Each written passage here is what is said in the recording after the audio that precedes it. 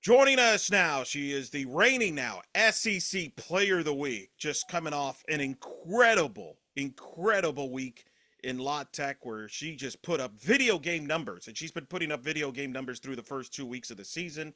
She is a second team All American from a year ago, first team All SEC, was an all defensive team player, ranked number 37 on the D1 softball top 100 player list. That might be too low at this point. I speak of Bri Ellis, Arkansas's very own, joining us here at In the Circle D1 Softball. That's just a few of the accolades. Sorry, I couldn't get all of them, but I figured to get you in Okay. at some point. It's okay. I got to start. What was it like this weekend in Ruston? Because it looked from afar that you were locked in a zone. Were you in a zone? Describe this weekend how you felt in the plate. Yeah, so for me, being locked in kind of looks like almost no thoughts at all. It like takes a different level of focus to keep all of the outside noise, whether it be from, social media or even like coaches or parents or players or my own kind of voice in my head, just kind of like whether it be good or bad, just kind of blocking it all out and remaining as neutral as possible. And I'm really just in the best headspace I've ever been in my career right now. And I go into the box and I'm only thinking one thing, and it's that if I'm on time, I can hit any pitch that's thrown to me. So it brings me a sense of confidence and also calmness, and just kind of lets my athleticism take over and kind of quiets my mind. How much of that is this is your senior year? You've seen it all. Does that give you the confidence? Is there an extra, hey, this is my last year in college. I don't want to leave anything of any doubt. So that kind of happened to me in the fall. Like I had that mentality of like, this is my last time. I kind of started out like, okay, I had three great seasons. This has to be the best one. I have all these accolades moving in and everyone kind of knows who I am. And it kind of, I don't want to say it like bit me in the butt, but I did like struggle a lot in the fall. I would say like probably the most in my career. I had a really rough start, and it was mentally challenging, physically challenging, and I would say the struggles in the fall and my ability to come out of them is what is helping me be so successful. And it's kind of now I'm at the point where, like, yeah, it is my senior year and I'm having fun with it, and it's a game again, and I'm enjoying myself and enjoying my teammates, and it's not so much as this hard job, and it's not so like it doesn't feel as impossible as it did before. Was there a favorite swing this weekend or maybe this season? Because I want to include opening week because it's not like you had a bad opening week. You had a great week as well. Is there a favorite swing you've had so far? Maybe a favorite home run, favorite hit so far you've had this season? I would say I've liked all the swings, honestly, but my favorite's probably my first at bat, just because it really kind of put the cherry on top for me and my little comeback that nobody really knows about it because it was in the fall and no one talks about the fall. But like as for me and my inner circle, like we know what I went through and all the hard work and everything it took and the adjustments I made to get to where I was and how great I started. It just kind of sealed the deal for me by starting out with a home run. And um, there's always that pressure of first at bat, like this is going to set the tone. And I had a little bit of nerves going into it, but overall, I just kind of had that same mentality of I can hit anything you throw to me. And I proved myself right. So that was really a great way to start the season for me, and something I can go back on when I feel kind of, in doubt ever. It also helps. You got a great lineup around you. And I remember talking to Coach Deifel before the season. I'm like, I was fascinated to see how this lineup would look like because there's so many options. But you got Kaylee Wyckoff, for example, coming over there. Courtney Day. You got Kennedy Miller back. You got the freshman Ella McDowell. Just describe this lineup because I'm sure that also gives you some confidence too that what you have around you. Absolutely. It's not just confidence, it also like lets me get up to the plate more, and it gives me peace of mind as to where I don't feel like I need to do it all myself, which is something I very much struggled with in the past. But the lineup is so great. They just keep impressing me. And the way we all kind of complement each other is great. And the best part about us is that it's not always going to look pretty, but we're going to get the job done. And whether it be hitting it hard enough to get the infielder to make an error, just to keep, keep the bat moving or pass the bat along down the lineup, we're just going to find a way. And that really showed this weekend. I've never really been on a team that has been able to consistently score as many runs as we were able to this weekend. And I think this past weekend really showed who we can be, like a little glimpse of it, because we had some struggle games our first weekend, some like closer games. And not to say we didn't struggle this past weekend, but the way we were able to kind of come together and overcome and not just kind of feel like we were going to give up at any point. I've never really been on a team like that before, and so it's really refreshing and awesome. And the hard work we put in is all coming out and paying off, and so it's really fun. It feels like a real game now, and um, fun to watch for sure. Not to put words in your mouth, but it sounds like you got great chemistry with this Yes. group. That you all enjoy being around each other, and it kind of shows on the field. Is that accurate? Yes, we're all really, really, really close. This is the closest team I've ever been on. And I think it really comes from the newcomers and how kind of outgoing and trusting they are of us. And I'd never been like the oldest on a team before. I've always been the youngest. I'm a younger sister. Like I'd never been in this kind of role before. And they just make it so easy because they know what to do. They came in with a sense of urgency, and they came in kind of ready to grasp everyone else's personalities and kind of mesh with the group. And honestly, a big part of this, if I could pick one person, I would say Carly Davison. She transferred from Utah.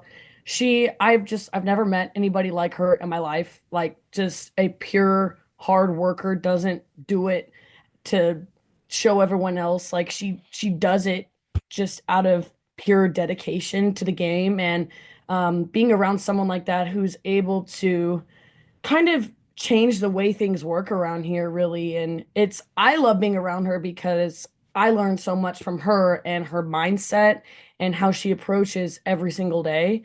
And so I think we all are meshing really well because we have kind of an example to look at what it's supposed to look like, and just loving each other and loving our coach. It's always great when you have a coach that loves you as much as Coach Deifel does. Well, it's a good segue there. Describe playing for Coach Deifel, because I know that was a big reason why you came to Arkansas when you made the decision to come to Arkansas. Just talk about that bond you have with Coach Deifel and what she brings to the table. Yeah, with Coach Deifel, there's just never a doubt about how she feels about you. She has a relationship with every single player on the team, and she, along with the rest of the coaching staff, genuinely care about us and our mentality and our physical health. And they, especially this past year, have put in this great kind of plan to really fix our mentality and get our heads right for this season. And just knowing that she loves you as much as she does and cares for you, and she has special moments with everyone on the team. It's just great, and it's great to have someone who will let you know when your head's in the gutter, and will also never fail to let you know when you impress her or when you do something right. It's always good to kind of be told you did something good, because it kind of stinks sometimes when it just no one notices, it feels like. So she's always going to let you know, and that just feels really good as a player. Yeah, that's a bond that will go beyond past your career. I have a feeling, right? Like it's going to Absolutely. be a big bond there, and of course, DJ Gasso's your hitting coach, second year. How much of an impact has he had on you? And now knowing him now for a second season, historically where he's been, usually the second year is when the offenses explode. We're off to a good start now, but what's it been like being coached by him?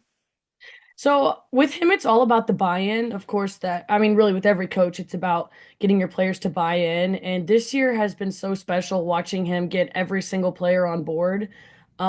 And as for me, I first day I met him, I was like, okay, I'm just gonna give you my swing and I will let you do whatever you want with it. Because I knew I had problems with my swing, and like coaches were good enough to find those problem spaces and really attack them. And so from day one, I just told him, I need you to get my swing right and kind of fix the holes. And ever since fixing the holes, I guess the first fall, so the fall of my junior year, um, it's been nothing but kind of headspace and mindset and stuff like that. I've learned so much from him that I really could have used, in my opinion, my freshman and sophomore year. I really could have used some of the stuff he told me, but better late than never. Um, just looking at hitting, it's so much easier now and it seems so much more doable than sometimes when it feels impossible. And he has a different way of working with every single player. He knows every player is different and he knows kind of how we respond to working with him and what our like kind of mental cues are. And so we've got kind of this relationship down, him and I, of where he kind of knows when I'm in my head a little bit, and he'll just say like, give me one or two words and kind of bring like snap me back into reality. So he's really good on the relationship aspect of it, and of course he's very smart and wants to help everyone and wants everyone to be the best version of yourself. So he's really, really, really great. Sounds like you've become a student of hitting, that you're always willing, to learn new tricks, traits. Are you one that watches yourself on video, watch your swing? Have you Yes. always been like that, or has that been a recent development? Yes, I absolutely I love to learn. I kind of feel like you can never know too much. I love to watch myself on video. I love to watch other people's swings. I will watch, on social media, they'll just pull up random people's swings and I'll watch them and analyze them and compare them to my swing and see what they're doing differently than I am and see if I could take some part of that into my swing. And sometimes it works and sometimes it doesn't, and you just keep rolling with it. But I definitely am a visual learner, and I would say a huge part about me is I don't feel ashamed to like ask somebody for help. Like for instance, I was struggling going into this past weekend during practice last week. I was kind of struggling with hitting outside pitches and reading them. And so I had our freshman, Ella McDowell, who I guess, like 3.5 years older than. Um, I asked her because I know she's so great kind of going the opposite way. And I was like, look, I need your help. I need you to help me, kind of feel what you feel. I want to know what you know about, going the opposite way. And I worked with her for maybe about 10 minutes and it clicked right then and there. And she was so happy that she was able to help me. But I think things like that are super important, of just absorbing everything you can from every person and take what you want. But I always think you can never know too much. It's funny you bring up Ella, because I've heard that you've taken her under her wing. She kind of picks your brain a lot. You were in her shoes at one point. You were an SEC Freshman of the Year in the SEC, the best conference in the sport. So you know what it takes to be successful as a freshman at this level. What are some of the advices that you're giving her, and what's it like seeing her? Because she's obviously very talented and touted as a freshman. So the first thing I told to her like right away was not to feel like just because you're a freshman, you don't need to do anything differently. Like sometimes freshmen can feel like, "Oh, I'm a freshman, I'm automatically not going to play," or some, and older players already has a spot ahead of me, I'm not going to play. Like I told her, go in with the mentality that you are the best, know who you are, and don't let the situation of being the youngest player on the team uh, affect your gameplay.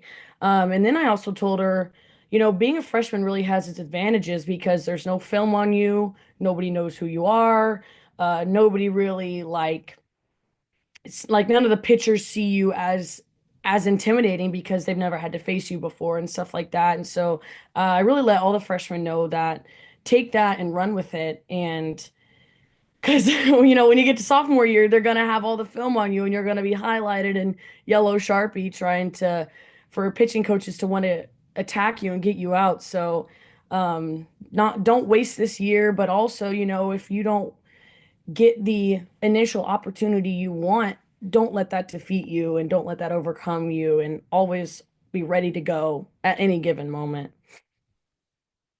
Speaking with Bri Ellis here on In the Circle on D1 Softball, how are you a different player today that say you were when you got into college softball? How are you different? Take me through the maturation of Bri Ellis here through your career. So I would say my freshman year, I really had no idea. I mean, I knew I was a good player, but no one really knew who I was going in. I think I had some high rankings, like ranked 20th in my class or something, but that doesn't really mean anything until you go into the SEC and face SEC caliber pitching. And, I remember I was 18 years old facing 22-year-olds, 23-year-olds, and that was just shocking to me, and like kind of getting used to playing, women and people who have grown into their bodies and like have real lives, and that was all really new to me. And so I just kind of went into it with really, big eyes, not really expecting anything of myself. I remember we kind of wrote in our notebooks about making goals for ourselves, and my goal was it was like above 275 hitting average or batting average, 8 home runs, and my like big goal that I circled a bunch of times was making the all SEC freshman, yeah, all SEC freshman team, because that used to be a thing. And I remember my dad telling me I just completely, you know, went went above and beyond those goals. And so I just kind of went in having no expectations of myself and not putting much pressure on myself. And then the following year, I definitely put way too much pressure on myself. And I call my sophomore year my biggest learning year. And if you look at my stats, that's definitely like the dip in my career. And it was still so valuable because I learned so much about myself and about myself as a player and how to deal with different kinds of coaches and the real true media attention, spotlight on you, and just having that target on your back. And so that was definitely a learning year, and a lot of maturity in sophomore year. And then junior year, obviously I come to Arkansas. I am in the same kind of boat as I was my freshman year. I didn't want to go in, too hot and, have this huge big idea of myself like, oh, I'm Bri Ellis. I like have all these accolades and like expect to play and expect to start in the three spot. Like I did none of that, and I went in very level-headed and definitely still viewed the game with too much pressure on myself. And once again, I grew so much, and I did most of my growing as a person my junior year, and was just able to come out of this kind of hole I got myself into at Auburn, and it just starting new behaviors for myself and finding a new way to live and enjoy myself while playing this sport, and instead of letting it consume me. And senior year, like I said, in the fall, I kind of had some of that anxiety trickle over, and I had all these freshmen coming in, like looking up to me. I wasn't used to any of that. I wasn't used to being on this role of now being the true leader by age rather than leading the team just by example and by being a good player, and actually having to use my voice and figuring out how to problem solve with, my friends, because that's very difficult and very different from anything I ever had to do. Um, so I would say kind of coming full circle moment senior year, and going through mental hardship, physical hardship, not giving up really because I felt like I was very, very low. And I don't want to be so dramatic to where it was like all hope is lost, but I was very not in a good place, softball wise. And it just took the love and support from everyone around me, even though there were definitely times that I did not believe in myself whatsoever, my teammates were very vocal of how much they loved me and believed in me, and they still knew who I was, and they didn't let any of those, at bats or errors or whatever define me. And my coaches just always sticking with me and never once having a doubt in me and just constantly letting me know. And eventually, crawling out of that. And our last fall game was when I finally everything kind of clicked, and it was just kind of like it was like a movie, like a scripted movie. Some of the stuff that happens in my career, it's like I couldn't have wrote that better myself in a story. So that was one of those things. And when I said like I started my senior year off with a home run, like that's one of those things I couldn't have written better myself, because it's just real full circle moments, and really makes me look back on my career and be grateful for every single experience and encounter I had, because I really absorbed all of it and took all of it with me, and I still carry all of it with me today and use it in my play now. And yeah, now I'm here, and I'm playing great, and I plan to continue playing great, and I'm really excited to move forward along the season.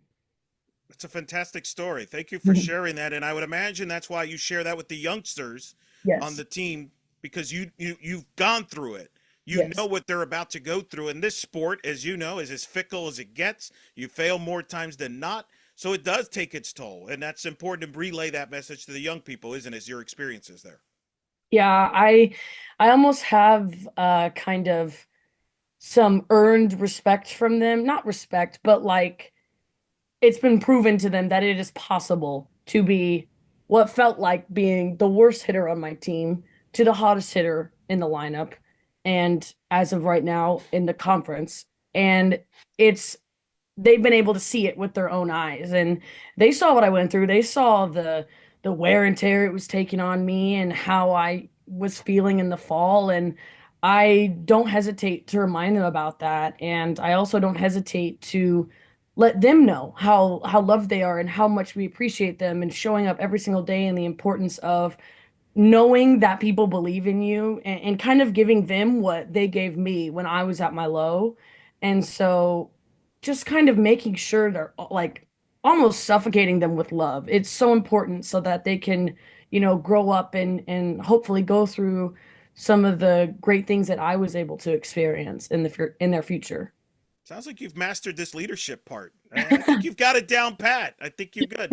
You're being really good on that. What got you into playing softball as a youngster?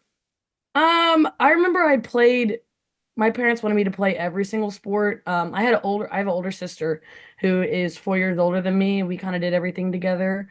And she got into softball, so I started playing it. And I'm pretty sure how it went is I stuck with it because I was good at it. And it's just some of the stuff came naturally to me. And just it's a really fun game, and it's being able to be involved every single pitch was super important to me, whereas like soccer was getting bored, and dance I'm just not a dancer. So softball is just something I stuck with, and thank goodness I did, because it got me all the way here. I think a lot of people would share that sentiment there for sure. As I understand it, your dad played football at Rice. Yes, he did. What's it like, with him being a former athlete, playing So football? yeah, it's it's really good to have someone like that in my family, because I can share my experiences and stories with him, or like, my mental hardships, what I'm going through, and he knows exactly what I'm talking about. And he went through all this himself, so he's able to help me with his own firsthand experiences. And it's always helpful to know that there's someone out there that gets you, and gets what it takes really to get to do all this fun stuff, like all the time and effort and blood, sweat, and tears. Like that's all so true. And so just the fact that someone's out there able to understand and kind of share laughs with, it's super important to me, and I'm really grateful for it. How excited are you about going to Mary Nutter and participating in Mary Nutter, one of the most historic tournaments in the sport, with some of the beautiful sceneries that it has? What are you excited? What's the team mindset there as you get ready to go to Mary Nutter? I'm super excited. I've always wanted to play in Mary Nutter.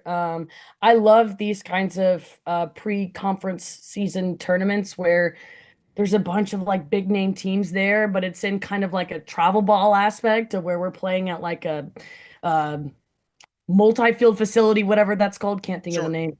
Complex. Uh, um, but walking around and seeing all the other teams and being able to go and watch another game in person is so much fun, and it just reminds you of all the years it took leading up to getting to college. And I'm excited to play some bigger name teams and see how we fare against them. I have complete and utter confidence in us, and it's just going to take every person in the lineup continuing to feel how they do now. And just because there's UCLA on the jersey in front of you, don't let your mentality change. Because I remember being a freshman in St. Pete Clearwater tournament and having to face UCLA, and I was the three-hole hitter at the time and the biggest hitter on my team, but I was still like felt that in my chest wholeheartedly. And so I'll definitely be working with them this week on, reminding them who they are. Don't let any of this change because the camera's on you, and it's our biggest games of the season so far. And just staying level-headed is really important for this team, and staying together and working together is huge. Tell me about this pitching staff. You get to play defense there, and you got some of those freshman arms. You got the veterans, Robin coming with the no hitter. What's that been like with this pitching staff that is also, I got to imagine, give you as an offense confidence knowing they could shut teams down. You're like, hey, if we just score a handful of runs, we're going to be in great shape. It's so awesome. They are incredible. We don't have kind of a loose chain, if that's the correct term. We don't a loose link. A weak link. There it is. We don't have a weak link on the staff this year. And so it's very comforting to know that, sometimes your offense isn't going to have it. And our coaches love to preach that. It's some days your offense carries the weight, some days the pitchers carry the weight. And it's great to know that both sides are able to withstand a lot of pressure and, carry each other. And having the amount of versatility and just number of pitchers we do is huge. I've never been on a team before that has this many pitchers that could start or end a game at any given moment and would be a great matchup against any team, in my opinion, because I've had to hit against all of them. And I mean, each one has a different look. Each one has, a different windup, which is huge for hitters. And just Coach Deifel's pitch calling abilities and able to throw lineups off. It's really suffocating for opposing lineups. And I've been there. I've had to hit against them, and I've had to hit against Coach Deifel's pitch calling, and it's not like the most fun. It's very challenging. So it's obviously great playing defense behind them because you're on and off the field in no time. But once you start playing the bigger teams that are able to handle big time pitching, um, I think they're going to do great. They're all so hardworking and gritty and just hard-nosed kids, and they love what they do. And I'm really excited to see how they continue to compete against some of these really, seasoned veterans, I guess you could say. Um, great, great teams, and I have great confidence in them. I think they're great, and I'm excited to see what happens. People will always ask you about the offensive numbers, and we've talked about your hitting and that side of the game. But one thing that jumped out at me since you came to Arkansas is your defense. And I was glad to see last year you got rewarded by the conference, making the all defensive team, which is voted by the coaches in the league. So that's the ultimate respect. Just tell me about your defense there. Is that how much you work on that? How much pride did you take in that when you found out you made the all defensive team? That was awesome because I never get uh, noticed for my defense, and a lot of times first basemen go kind of under the radar. I would say the most important part of my defensive side of the game is my communication skills and my relationship with each one of my infielders. Um, I know what each pitcher requires, whether it be, Robin and I have a very direct, like, point at each other, you got this. Whereas Cam is more kind of individual by herself. And every once in a while, she'll need a pat on the back. But other than that, she's, by herself, which is what she likes. Um, and having a relationship with your second baseman is huge. And so, Carly Davis and I have it down pretty good. And I would say it all ties down to our defensive coach, Coach Michael. He's a genius. He is knows everything and he's all about the numbers and statistics. And so before each game we go into, we know exactly what to expect out of every single hitter in their lineup. And a huge part of defense is obviously like, shifts and just placement and what the defense does on each pitch. And he's great at handling that and making sure we're ready for all of those scenarios. And yeah, communication is huge. Keeping your pitcher calm and a laugh every once in a while is huge. But yeah, no, defense is great. It's of course, like I love offense and I love hitting, and if I got to do one thing in a day, it would probably be hit off front toss, but defense is super fun, and making plays at first base and always having my teammates back is huge to me. So I'm super glad you noticed that. Thank you. I wanted to mention that because I thought you're smooth. I think you're one of the best out there at it. And you're Thank right. you. It's a thankless position. Nobody notices only except when something wrong happens, Yeah. right? So no, I was glad you got accolade because it is defense does help win Yeah. games and champion, as you know very well. On that, you mentioned Matt Michael. Is he like a cheat code with all the numbers he knows? I mean, he feels. Do you feel like you have a cheat code at times? Absolutely. I do feel like I have a cheat code. He's all about Excel spreadsheets, and Yes. he loves that stuff and just spitting numbers at us all the time. And one of his favorite sayings is, say we're in a shift and that's what the hitter does 90% of the time. Now, if they miss the shift, so what? That's the 10%, and not don't focus on the 10%. He would say, like, you would put your money in the 90% every single day. So not letting that other 10% affect us is a huge part of the game. And I love it when he says that. Ooh, that's really good. There. Couple last things. What do you want to do beyond softball? Do you have thought about that? What do you want to play pro? Do you want to continue to play after? And then what is your plans post softball? Yeah, I would love to play pro, obviously, if they would have me. I'm not really, I don't have a complete idea of exactly how all of it works. Sure. Especially because it's all changed within this past year. I don't know what the draft would even look like for Sure. NCAA athletes. But I definitely want to stay in softball. I have changed my major a few times. Right now, I'm in data analytics and then a side of marketing. Um, we'll see how that plays out. But I really want to stay in kind of the business side of softball and be able to work with the professional league. And what I'm really interested is kind of how the WNBA, how their success has played out recently. And obviously, they've had some great athletes come in with big names to help drive, audience and their numbers up. But, they're all backed by an NBA team. So if I could be a part of kind of like, getting MLB teams kind of correlated with the softball teams and really getting names out there. And because finances are a huge, huge, like Yep. the biggest aspect of it. Why would you want to do something if you're not going to get paid for it? And so I want to be a part of that. And I think that would be really cool. And I'm sure there's something like that already in the works, but I've thought about that a whole lot. And I'm just obsessed with furthering the sport and doing whatever I can to, you know, promote women or female sports and women in athletics. And I want, I want professional softball to be a legit thing that people think about when they start their sport. Because football players, they start, when they're 10, they're like, yeah, my dream is to go to the NFL, play pro. Well, when I was 10, my dream was just to play softball in college, sorry, play in college. And you go Sure. into college, kind of thinking your career ends senior year, and you do it for the love of the game, not necessarily for money.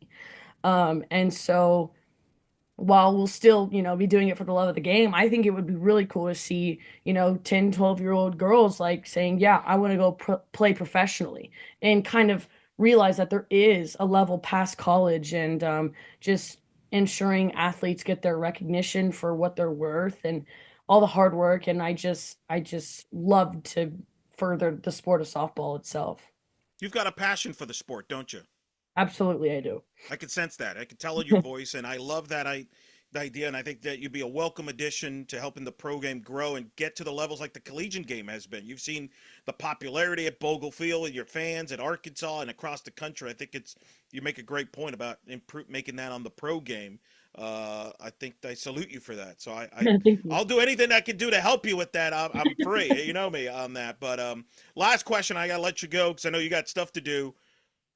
How much are you all driven as the veterans and the leaders of the way it ended last year? I know it did not end the way you would have liked in the regionals. How much is that a driven motivation from the returners and the veterans this year? How much is that driving you? It's huge. It hurt, like the sting of it. Like you just mentioning it, I get chills running through my body because I get so angry thinking about it. But like the true heartbreak that I know that I felt last year and that a lot of our returners felt was just I never want to feel that ever again. And I never want these underclassmen and new people to ever feel that. Just to know how talented your team is and how hard you work and, the worth and value of your program. And to just kind of in your season, the way that we did is it's not good, not fun at all. And it's very disappointing. And I woke up the next day just crying and completely broken and just I kind of felt like a sense of there's so much work left to do and there's so much unfinished business and we could have gone so much farther. So having that in the back of our mind has helped push us obviously in the fall. I've never worked so hard in my entire life as I did this fall. And what made it easier is having that kind of chip on my shoulder going into it, knowing that what matters is the end of the season. Obviously everything leading up to it is important, but how you perform in regionals, in your own regional, against any given team, obviously, because we didn't even lose to the number 2 seed. We lost to the 4 seed and the 3 seed, and we barely got by on the 4 seed. So none of that leading up to it matters if you can't perform in the postseason. And so our coaches really worked hard on getting us prepared mentally and physically to last and make it all the way in June and be able to play, because it's such a long, grueling season and it's so hot by the time it gets there that you need to be ready. And my goodness, we're ready. They they worked us hard and it was tough. But like you said, having that in the back of our head and the way that we finished the past 2, even 3 years was so gut wrenching that we were willing to put in the work. We were willing to push our bodies past what we thought was possible. And we continue to do that week in and week out. And it's not a question. We're going to work hard every single day. And, we're not mad about it because we got work to do. And we know that. And we know that when May comes and hopefully June, that we're going to be up there and we're going to be working hard with the rest of them. And we don't plan on slowing down anytime soon. So that's super important. Well, and you're off to a fantastic start on this journey on your senior year. Bri Ellis here on In the Circle and D1 Softball. Hey, thank you so much for joining us here. Congrats on the SEC Player of the Week award and a great start. I know more is ahead for you. And thank you for talking to us, and thank you for bringing the passion to the sport. You're fun to watch, and appreciate getting a chance to talk to you. I'm sure we'll cross paths during the year, but thanks for talking to us here on In the Circle and D1 Softball. Of course. Thank you so much for having me. I loved it.